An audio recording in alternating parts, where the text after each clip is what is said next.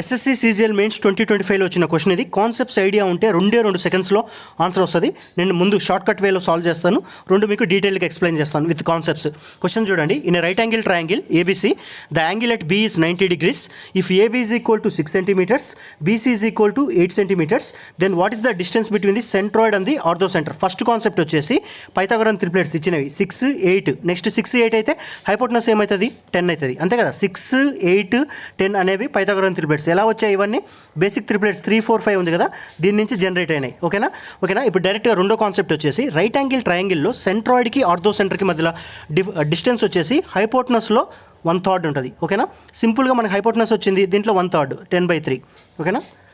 10/3 is answer. మీకు concepts idea ఉంటే with in fraction of సెకండ్స్లో పెట్టచ్చు. ఒకవేళ మీకు ఈ లాజిక్ అర్థం కాకపోతే ట్రెడిషనల్ వేలో కూడా సాల్వ్ చేస్తాను.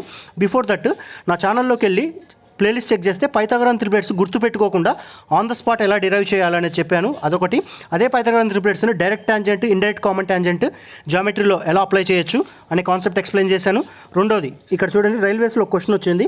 ఈ క్వశ్చన్ కూడా మీరు చూడండి, అప్పుడు మీకు పైథాగరన్ త్రిప్లెట్స్ మీద అప్లికేషన్ అండ్ కాన్సెప్ట్ క్లారిటీగా అర్థమవుతుంది. కమింగ్ టు దిస్ క్వశ్చన్ చూడండి. రైట్ యాంగిల్ ట్రయాంగిల్ కాబట్టి మనం రైట్ యాంగిల్ ట్రయాంగిల్ గీద్దాం. ఓకేనా. Right angle triangle ABC, ABC.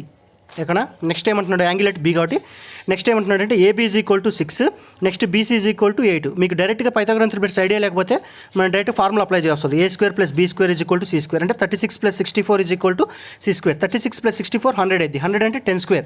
So ఇది 10 అవుతుంది. నెక్స్ట్ రెండో కాన్సెప్ట్ జాగ్రత్తగా వినండి. రైట్ యాంగిల్ ట్రయాంగిల్లో ఆర్థో సెంటర్ ఎప్పుడు కూడా రైట్ యాంగిల్ యొక్క వర్టెక్స్ దగ్గర ఉంటుంది. ఇక్కడ ఆర్థో సెంటర్ ఉంటుంది. నెక్స్ట్ సెంట్రాయిడ్ మధ్యలో ఉంటుంది, అందరికీ తెలిసిందే. నెక్స్ట్ సర్కమ్ సెంటర్ ఎప్పుడు కూడా హైపోటెనస్ మధ్యలో ఉంటుంది. ఓకేనా. ఇది సర్కమ్ సెంటర్ ఎస్ అని పెడదాం.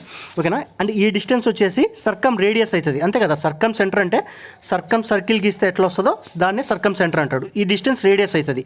ఇదంతా టోటల్ 10 కదా. 10లో ఇది హాఫ్ అంటే ఇది 5, అంతే కదా.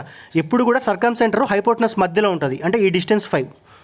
సో ఇది రేడియస్ అవుతుంది, సర్కమ్ రేడియస్. సో ఇది కూడా 5. అండ్ రెండో కాన్సెప్ట్ వచ్చేసి సెంట్రాయిడ్ వచ్చేసి ఎప్పుడు కూడా ఆర్థో సెంటర్ని అండ్ సర్కమ్ సెంటర్ని 2:1 రేషియోలో డివైడ్ చేస్తుంది. ఓకేనా. ఇది సెంట్రాయిడ్. ఇప్పుడు ఆ క్వశ్చన్లో అడిగేది ఏంది? ఈ డిస్టెన్స్ ఆర్థో సెంటర్కి సెంట్రాయిడ్కి ఏమవుతుంది? 2:1 రేషియోలో డివైడ్ అవుతుంది కాబట్టి 2/2 + 1 3 ఇంటూ ఈ డిస్టెన్స్ ఎంత? 5 కదా. ఈ 5 ఎలా వచ్చిందో కూడా నేను మీకు ఎక్స్ప్లెయిన్ చేశాను. సో 10/3 అలా కూడా మీరు సాల్వ్ చేయొచ్చు. కాన్సెప్ట్స్ ఐడియా ఉంటేనే మీకు ఇది అర్థమవుతుంది. కాన్సెప్ట్స్ ఐడియా లేకపోతే కొంచెం కష్టంగా ఉంటుంది. ఫస్ట్ థింగ్ మీకు పైథాగరన్ త్రిప్లెట్స్ ఐడియా ఉండాలి. రెండోది వచ్చేసి కాన్సెప్ట్ హైపోటెనస్లో 1/3 ఉంటుంది. సర్కమ్ సెంటర్ అండ్ సెంట్రాయిడ్కి ఆర్థో సెంటర్కి మధ్యలో డిస్టెన్స్ అని తెలిస్తే ఈజీగా